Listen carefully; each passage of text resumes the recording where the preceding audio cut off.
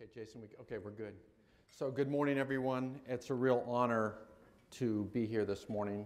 I'd first like to thank AUSA for the invitation to the senior leaders of the Army. It's an honor to be here, represent the Army this morning, to the industry partners that make our defense the best in the world. Thank you for what you do. And to the congressional staffers, delegations here, I appreciate the support to the Army. Now, I always start off with cyber. My challenge is to leave the room with my security clearance intact. I always use this here. So I always like to start off first. Today's a little special because of 9/11. And those of you in this room are all of an age that you know exactly where you were that day and what you were doing. And when you look at when it's that day, 13 years, how much it's transformed our nation and how much it has absolutely transformed our Army. It's absolutely stunning. At the same time, there's a different threat on the horizon, one that has grown over time. Good to see you, Jim. I'm sorry I didn't, Jim Young from Google there, who's helped my education here a lot, so I appreciate that, Jim. Cyber. Now, cyber often starts off as a bad term. I don't view it as a bad term. The information technology today have enabled us to do things we never thought of. Company commanders in 2001 after 9/11 had very little. Today, a company commander has what a division commander had in 2001. And with what the Army's working on in terms of information technologies, I see that leaping yet again in the way that we're going to enable the tactical edge. But at the same time that we're getting these information technologies, we have these threats. And I don't have to tell many in this room, but I describe it like this. The threats in cyber are going up. The vulnerabilities that result from cyber are also going up. The complexity of the network is also going up. And what I mean by complexity, we continue to add more and more things to it. And the barriers to entry go down. Now, it's hard to give an example, an unclassified example, but I'll use Target. So many of you read about this in the paper. So think about this. When that attack was published, they lost 10% in their stock price. Their chief executive officer and chief information officer were fired, and last month they took a $152 million write-off as a result of that. How was that done? A young teenage kid wrote a script that he sold for $2,000. It was morphed and came in through a supplier that worked for Target. The barriers to entry to cyber are dropping. That's the other problem. It's easier and easier and easier because it's being commoditized. You can buy scanning tools that we absolutely need to protect the networks, but they can also be used to attack the network. I always have to start off with how we think about cyber first. We think about cyber as a domain, a land domain, an air domain, a sea domain, a space domain, and now a cyber domain. What that means is you can conduct operations in that domain, cyber and cyber, but as important is cyber enables the other domains. We have an advantage in the land domain because when you think about maneuvering in cyber, and I always use the example of a city for those of you that have heard me talk before, if you think about a city map, roads, streets, intersections, buildings, take the roads, make them communication pathways, wireless, Cat5 cable, fiber cable, satellite link, intersections, routers and switches, buildings, devices, people with devices. Now maneuver on that terrain. And for those of you that all of a sudden realize that the doctrine for warfighting functions, maneuver, fires, protection, everything you're familiar, it instantly applies. And then when you get to the end, it's to cause and effect. And what's at the end of cyber is not normally another machine. And if it is a machine, it's there to cause and effect, so there's a human linkage. So in the words of General Odierno, this is nexus between cyber, land, and human. And so we're uniquely suited here to operate in this domain. Now I have to start off with the way we describe cyber operations is in DODN, or the Department of Defense Information Networks. Before this was sort of the G6s of the world. And when something went wrong, in the lexicon that's kind of used is when something goes wrong, clean up on aisle 9. But that's no longer good enough because the network itself is actually a warfighting platform. And so when you think about that part, the DODN operations is the base of everything we do. The network itself is essential to future operations. Especially as we get smaller, we want to enable our soldiers to act bigger than they are. We have to improve the connectivity. The second part is defensive cyberspace operations. This is the new space for us in cyberspace, and we're growing a lot of capability against this. And then the final one is offensive cyberspace operations. I'll stop there, Mary. So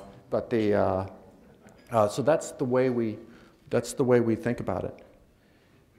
The challenge of the networks we have today is that 80% of our intrusions are caused by poor network practices or poor user practices. And that consumes almost 90% of our time. The reason I bring this up is operationally we have to change this paradigm. So let me talk a little bit about what we've been doing here in cyber. So operationally, we're building a force right now to defend the nation and support combatant commanders. Many of you hear this. This is the one that's the roughly 6,000 people that are working for U.S. Cyber Command. The Army's portion of that is about 2,000. Where are we? We're about halfway on our initial teams. How fast is that? I was saying we had about 2 teams in last September. We have roughly 20 here by the end of the month, and we'll have all of them in some state by this time next year. Just think about that exponential growth. But the next year, this year here, General Odierno has charged us with, okay, so that's for the combatant commanders, that's for the national force. What are we doing for the Army? And so a lot of work this year on what does it look like at Corps and below. Institutionally, what have we done?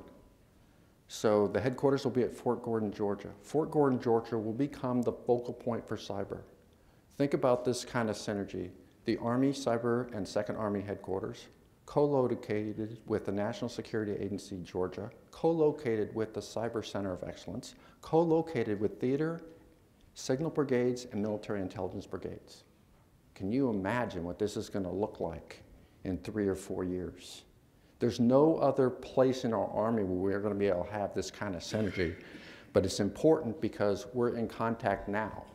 This is adaptive space now, and if we're going to adapt at the pace we need to, we have to have this kind of positioning. Now, I often describe cyber institutionally in terms of people, operations, and technology. So what are we doing in people? Human Resources Command, cyber is now managed by a Human Resources cell. That's really important. Those that have cyber skills receive an additional skill identifier that allows us to track them. And finally, there's a lot of work ongoing to determine how and if we should have a cyber branch to manage the leader development and talent management. For operations and processes, we're training at the national training centers. We already have a cyber op 4, but this year it will become competitive. In other words, we have a cyber blue 4 that commanders now have to operate. And that is going to start creating what we need. Now this, when I say that, don't think about offensive cyberspace operations, just think about defending your own networks, hunting inside your own networks, what they do not have the capability to do today. But what most of them are going to quickly learn is that you can't defend everywhere. And so you're going to have to start defining key terrain and all those warfighting functions that we're used to. The other big focus is on cyber planners. I was explaining to General Thompson here earlier, one of the challenges we have is we lack imagination in this space. We have a hard time linking our capabilities to leaders. But this is an area that we've gained enormous energy in and will continue to gain in. And then finally, technology. Now, I believe we're living in the middle of a technology revolution, not evolution. And it's being defined by cloud technologies, virtualization technologies, big data technologies, wireless and mobile technologies, and advanced computing technologies, including the work ongoing with quantum computing. So quantum computing, for example, will break all known encryption if it comes to bear. Now, I always get worried because people say that's about 20 years from now, but that's what they said about the Human Genome Project as well, and that was done in 5. And so if you think about what we're going to do with Force 2025, and you think about these information technologies, the reason we're in a revolution is the entire thing is in turmoil. And when I was out at Google, they're hesitant to describe the computing environment 3 to 4 years out. You're better off to follow the trend lines. Now, what does that mean for the acquisition processes to support the Army for 2025? Well, if you say 2025, today's 2014, we're going to have at least 5 turns in technology, in information technology, before 2025 arrives. And so Institution 2025 is as important as 2025. We could have disruptive technologies appear and disappear in that time in today's world. And so that drives us to this need for innovation. Now, when I was out in Silicon Valley, they have a heavy experimentation. And I said this once before, and you know, I don't want this to come across the wrong way because this was the headline. General wants Army to fail more. That's not what I meant, okay? It's not what I meant. But here's what I do mean. If you run 150 experiments and all 150 experiments work, we're not bold enough. Nowhere bold enough for this space. Where do I think we need to be? 150 experiments, maybe 10, 15 survive. That's how we're going to have innovation. And this, when I say innovation, I'm not just talking about disruptive technologies, the new shiny object, because that new shiny object can be replicated within a year. This is about, depending on which book you read, there's somewhere between 12, 14 different types of innovation. We should be innovating against all 12, 14 lines all the time in this space. But we have to set up a mechanism to do this. And lately I've been talking a lot about this is going to require a much tighter relationship between private industry and government. Because cyber is not, it's not like the military network is hanging off as a one-off. It's part of the global internet infrastructure in the world. It's global. You want to find something interesting tonight, when you go back, Google pictures of the, or Bing, Google pictures of the internet. It will be stunning. And a lot of our IT actually rides over commercial infrastructure. So that's us as well. So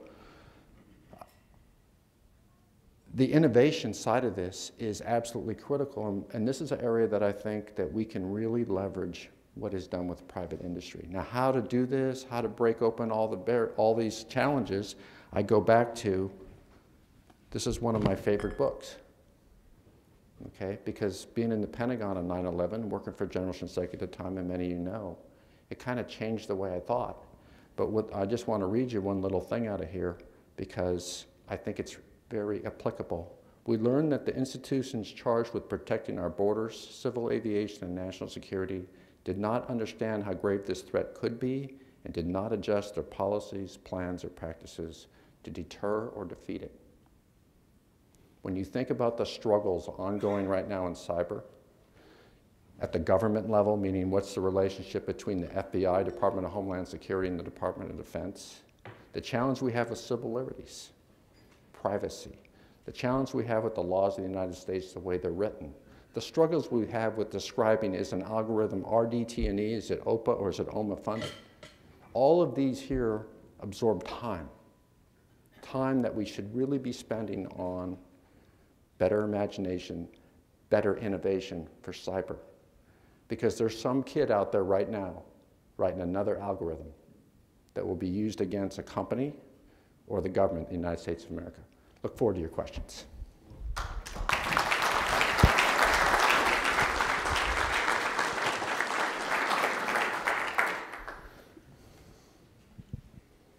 Anyone? Yeah. I'm Larry Jordan, U.S. Army retired. If I were Larry Jordan, jihadist terrorist, and I listened to the synergy and the power that's being put together at Fort Gordon, I would say what a wonderful target across all domains, from all the ints to physical attack to cyber attack to whatever. Given all that power and the importance of this new synergy, how are you going to defend that if you can tell us without losing your clearance. So General Jordan, you may not remember me, but you might remember Second Lieutenant Cardon, who supported your task force.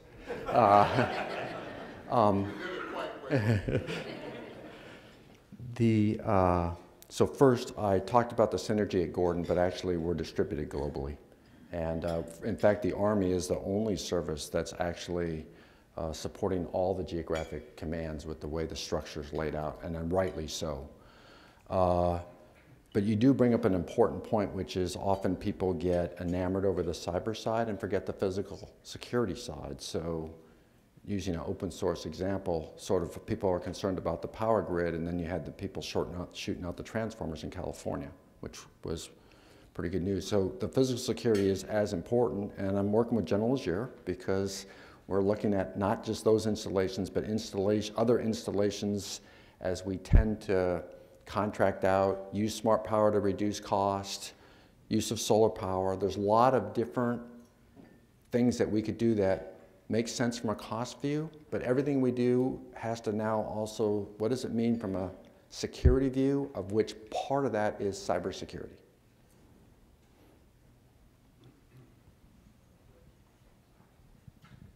You and I talked a bit about, and you touched on it, this idea of innovation and the whole requirement for Army and industry to work together, DoD and industry to work together.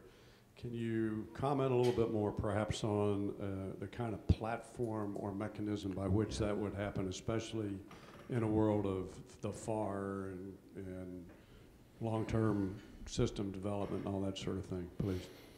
Yeah, so so first I use a cloud type framework when I talk about technology. So what do I mean by that? Infrastructure. Think about your telecommunication carriers, your smartphone. On your smartphone is an operating system. Think Windows, Linux, Android, and then there's applications, right? So when you think about it, some of these things have already been solved, but they're not really yet completely solved in the internet, but you need an infrastructure, right? And that infrastructure has to be able to share data back and forth. And then you need to have platforms, and even, you know, between Apple, Microsoft, Google, all of them, all these platforms are becoming more interoperable with each other.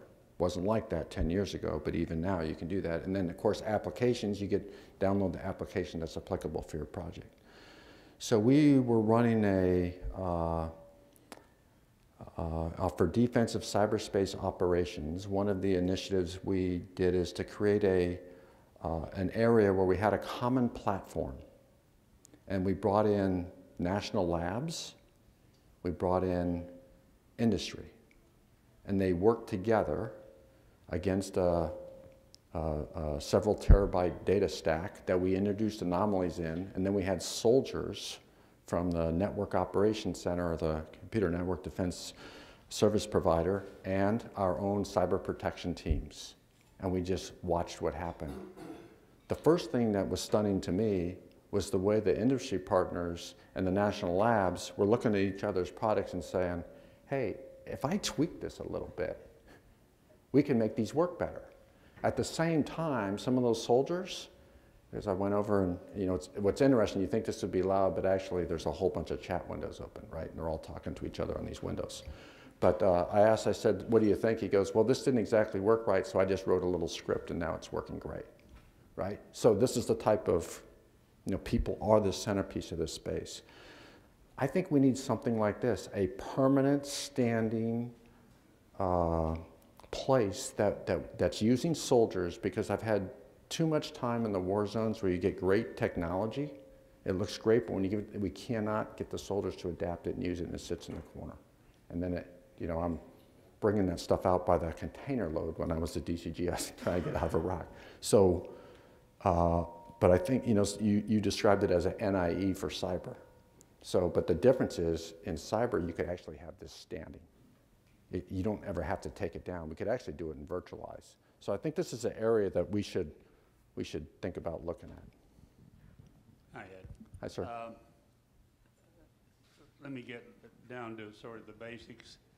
I read in the Times that you have a brigade starting to stand up down at Gordon.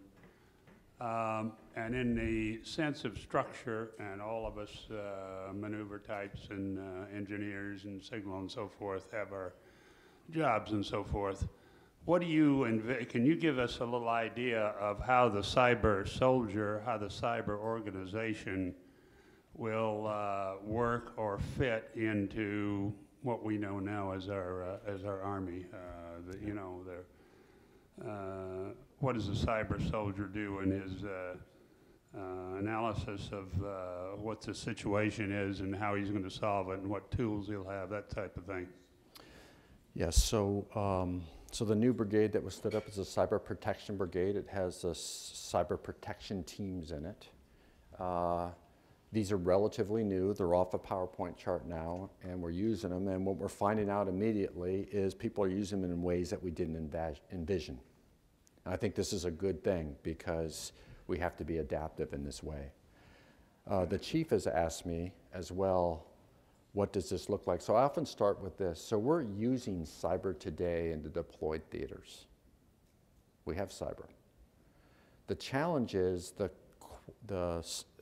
and we've also had, those of us that have done tours in Iraq, Afghanistan, you had tactical SIGINT that was trained by managers or the intelligence community, and it comes to your organization, it comes with all the authorities, and it comes with this back-end structure that's required for them to do this.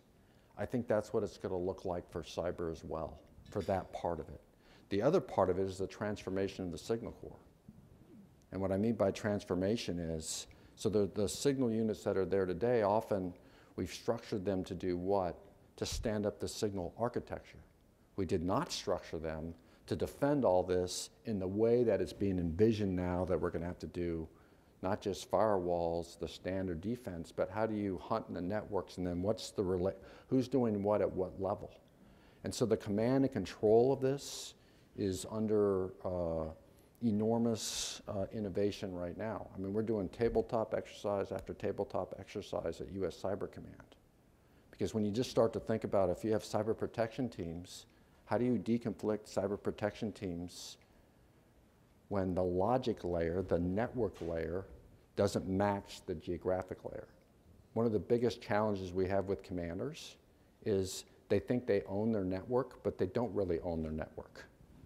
They think they control the network in their area, but they don't, because the network it's much bigger than their area. So what's the command and control construct? And most of our command and control was based on a geographic construct, not on a logical construct. And so how do we deconflict all this there's a lot of work going on this right now for command and control. This is part of the innovation process that I talked about.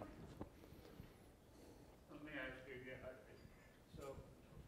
two sides. One is defense and one is offense, so forth. Do you see these people as, or these organizations as being in the, say, check in the coding of a new application? Or do they sit there in a sense, let's say like the chemical core, in a sense of checking on the defense? How do you see it? I think there's going to have to be some that are forward stationed, and then there's a significant portion that can be remote or reverse, but I think you need both. And this is what we're going to sort out. We have not completely defined this yet. Even the force that we're building now was designed in 2012, and it's coming online 2014. And as we're looking at it, we're starting to have a lot of questions. And so, to me, I'm comfortable with it because it's what we always do in the Army. We task organize, and we use combined arms. So when you don't have what you need, I go to the intel or signal or buyers community or other community. We bring them in, and then we just adjust to the mission set that we have. So because we're in contact, we're learning a lot every day. Yeah, hi, Nick Dowling from IDS. I think you mentioned General Odiero talked about cyber domain, land power, and the human dimension, the human domain piece of it. Perhaps no more visible than social media and how the cyber and the social and the human domain mix. And we've seen that from Arab Spring to Ukraine to certainly the way ISIS is using social media today is very compelling. We're fortunate enough that we're starting to replicate the social media environment down at JRTC as part of the data environment, but there's huge white space. Doctrine, requirements, authorities. How do you do that? How do you see the operating force getting our arms around social media as we go forward? That's an excellent question. I think we're more at the beginning of that. So I often start with I call it use demonstrated capability, use an operational construct, watch what's going on, work forward from there. Because people will immediately start with, well, we don't have any authorities. Well, first let's see what we have, because I go back to my experience on 9/11. Had you told me on September 10th that we would shut down the air traffic control system of the United States and ground every airplane, people would have said, you're nuts. We will never do that. And yet, 24 hours later, we did. And so sometimes what I worry about, people use authorities, but they're not visionary, because our adversaries aren't constrained by the authorities that we hold ourselves to. And so I think we have to be careful that we should think about it, because we're in the business of offering options to decision makers. And we shouldn't constrain ourselves. Didn't say do it. I said we should think through it and then articulate it. The challenge that we have, I think one of the biggest challenges with cyber, and this will be social media as well, is we struggle to define the risk. So and for the rest of the room, I'll describe it like this. You want to use a 2,000-pound bomb? We can describe the risk, the building, the blast, we can define all that. And then based on how those are coming out, commanders can make decisions, and some of those decisions go all the way up. But when you go to cyber, all of a sudden the risk is like, well, is that contained? Well, we're not sure. Can it be reverse engineered? Yeah, probably. And it's always like, yes, maybe, possible. Shoot, I would say no as a commander, because you can't define the risk. And so this is an area that we really have to concentrate in and be careful as we go forward. But we should absolutely think about it. Justin Doubleday, inside the Army. The Pentagon, I think last month, put out a report that says the military should use more of its reserve component in cyber. Has the Army assessed how it should use its reserves for cyber? Right, so the Congress has had this report called the 933 report. So I've worked very closely with both the Army National Guard and the Army Reserve. So I already have an Army National Guard cyber protection team where the concept plan is still working through the building, not approved to build 10 more, and then there's 10 for the reserve. And plus they also provide forces that augment our headquarters from US Cybercom on down now. So there's no way that this must be a total force solution. Total force meaning not just soldiers, active, Guard, and Reserve, but 30% of these teams are civilians, Department of the Army civilians. And so we need every bit of talent we can have.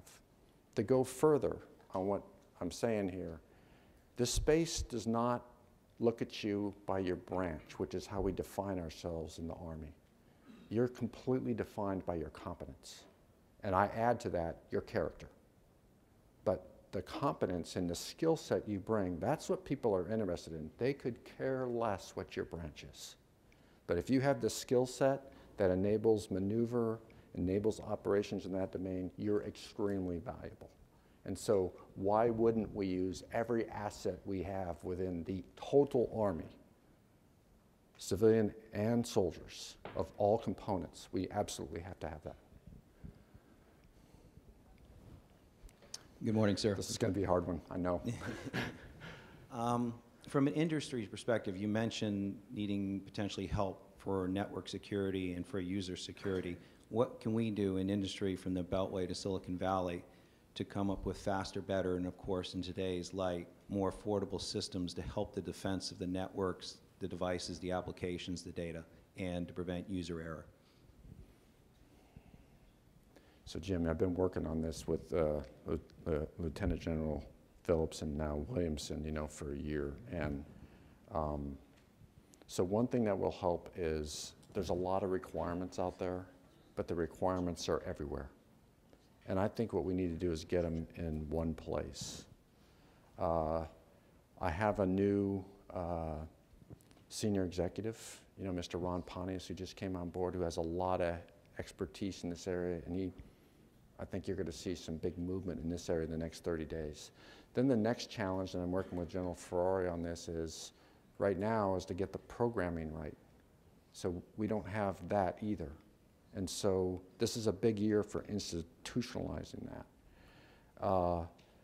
And then the next piece here, I think, is when I was down at TechNet a couple of days ago, is what we really also need from industry is, and this is my own personal observation, is we struggle sometimes with the requirements because we don't know what the cutting edge really is, because we don't live in that space to the degree that we should. I mean, so people look to me to approve requirements, right? I came out of an infantry division and a Corps of Engineers. In fact, I didn't grow up in the IT space, and I don't work in the national labs. And so this goes to my fear that we're not bold enough, that we're not thinking out far enough. And you and I traded a number of emails on this very subject. But this is something that I'm working with acquisition, the programming resource and acquisition. And it is, you know, it's a big subject of what I'm trying to work, also what I talked with when our hearing got canceled yesterday, but this is one of the big subjects. We've also reorganized inside U.S. Cyber Command, right? We've recognized they're going to have a J9, a futures, right? I think that's helped a lot, which caused me to do what? Create a J9 so I can plug in, right? So I think the structure to do this is starting to get in place. Now it's getting the resourcing in place, but most importantly is the imagination and innovation that's going to put the right requirements down. And when I say requirements, it's not like a cutting edge, but you're like, have you ever, the thing I always use is, so Jim gave me an idea right away, which is, so malware, if you think about malware, right, many of you know what I'm talking about.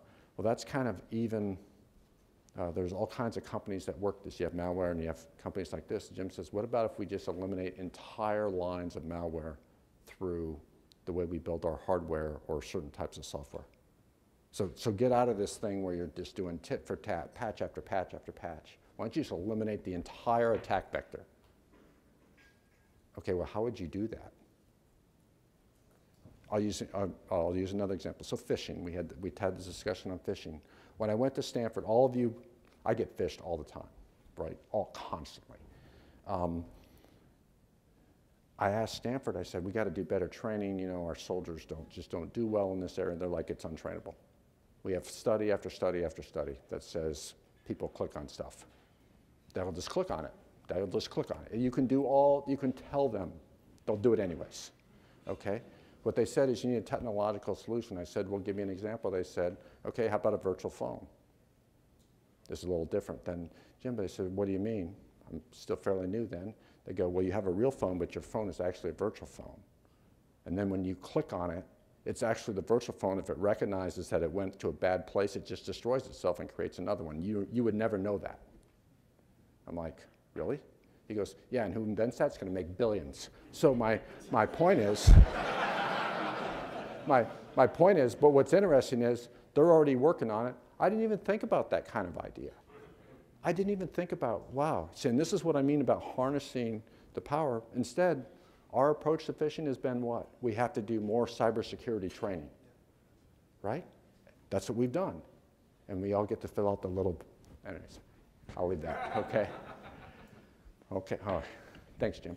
So, and so far so good. He still has a clearance. And I thank you for allowing that because we really like him. And frankly, although many of your subordinate general officers are thinking if you just have a misstep, it could be upward mobility for the rest of us. But I wanted to clarify for Ed, this is the phone a friend, as the G2 of the Army, open source policy authorities, regulations are actually in the lane of the G2. And I wanted to answer the question because so many of you are industry partners that have some interest in how the Army's going to proceed. Ed and his organization at this point are consumers of what that discipline, and that's the way we define and think about social media as a subset of open source intelligence. He's a consumer. And so the Army is working very hard right now with the DNI, with USDI, with USDP, with TRADOC, to get policy authorities, pilots in sync with the direction that the national decision makers want us to be mindful of. In this case, our interest in social media runs a little bit ahead. We're a little bit ahead of the headlights on defined authorities and policies. We are aware of it. We want to make sure that we take advantage of it, but we put it in context for our users. It is not truth. You and I Googling, you're fantastic and I'm fantastic is not necessarily truth. And we need to teach ourselves how to use social media as an indicator as opposed to empirical truth. And that's an important part of training our intelligence corps and our planners.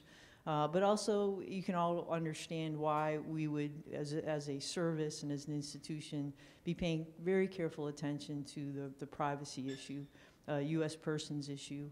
And so we are, in fact, working very hard this year, and we will have a workshop internally with all of the aforementioned folks for the Army on open source in the next 6 months. And I'm going to ask AUSA to then do something for us as an Army, potentially with our joint partners, to bring industry in to say, here's really what we need from you at this point. What's really important is what we do in Tahrir Square and what we do inside the command posts of an Army. There's some differences, and there is a U.S. persons requirement for all of our people to be respectful of. So we're going to proceed aggressively but deliberately. We anticipate an updated set of authorities, regulations, and a number of pilots that those of you who are interested in this area will be able to help us with. So just to help you, Ed. So far, so good, really. I'm taking careful notes. So the IG's here as well, so it's fabulous.